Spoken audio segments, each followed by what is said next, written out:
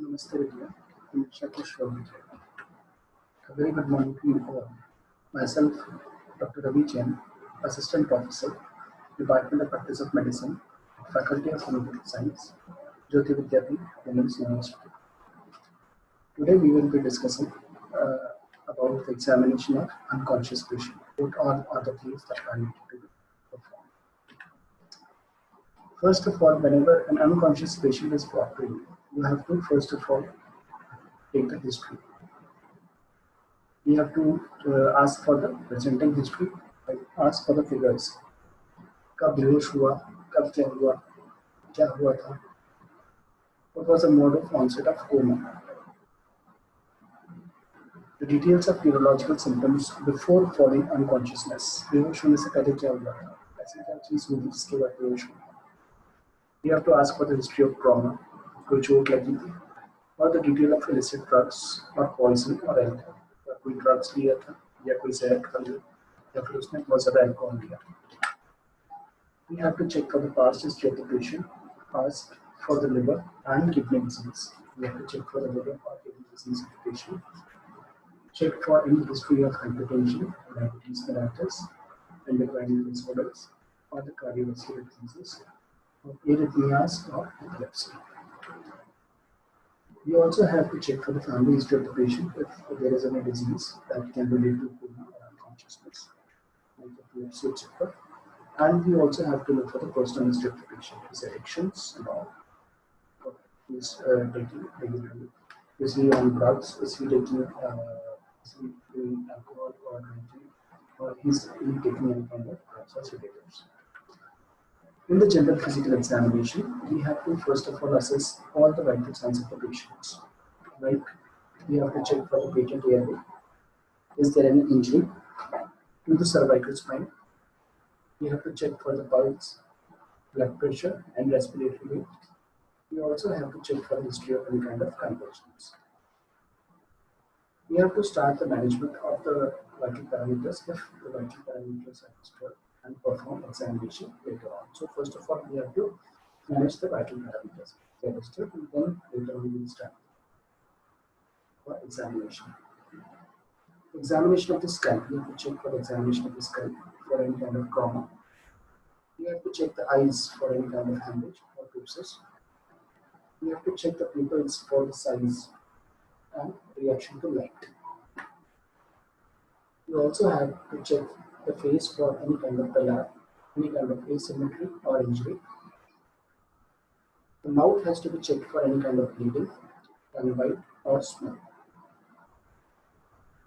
Look into the ear or nose for any kind of bleeding. Also look at the skin for any kind of bleeding. Check the neck for any kind of neck rigidity or any kind of lymph node enlargement. These are the various things that are needed to be checked. We have to smell the breath. We have to check for the signs of alcohol or acetone breath or ammoniacal breath or pungent breath. We have to see if there is any depressed skull fracture or base of the skull fossa fracture. In the eyes, we have to see the fixed dilated pupils. We have to check for pinpoint pupils or unequal pupils. We also have to check for hyperactivity, hypertensive retinopathy. We also have to check for papilledema. We also have to check for vascular carotid bleeding. The type of respiration we have to check. Blood pressure, it is very important. The pulse rate, respiration rate, and the blood pressure are three important values. We have to check for the unilateral upper motor neuron signs, like posture of the body, tone, and different kind of reflexes have to be checked for.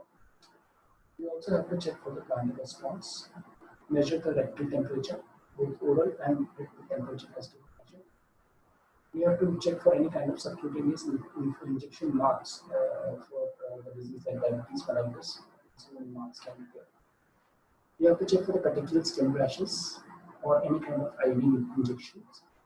We also have to assess the cardiac rhythm and also check for the next step. So these are the various parameters that have to be checked in cases of unconscious patients. In the systemic examination, we have to do examination of different systems. Like for example, in the nervous system, we have to check the level of consciousness, unconscious, semi-conscious, or fully conscious. We have to check for the position of the patient. Also have to check for the neck stiffness or the cranial nerve examination. We have to check for the size, shape, and reaction to pupils to the light. The reaction of pupil to light has to be assessed. We have to know any kind of conjugate deviation. And we also have to look for the brainstem reflexes, different kind of brainstem reflexes.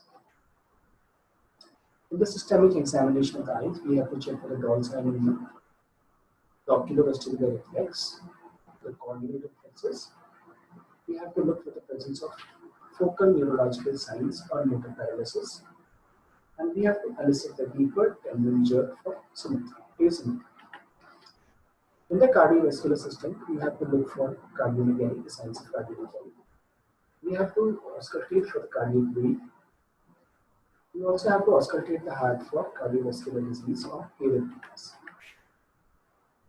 Next, we come to the respiratory system, and we have to note the rate, the type, and pattern of breathing. We also have to look for the chest injury.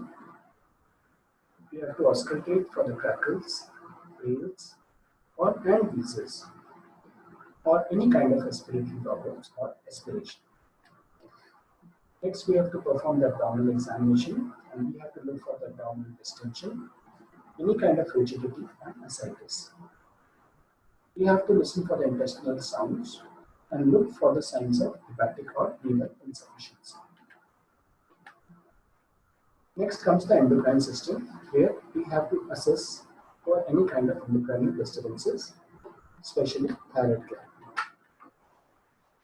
Next, we have to assess the diagnosis. Why the patient has become unconscious? Was that coma?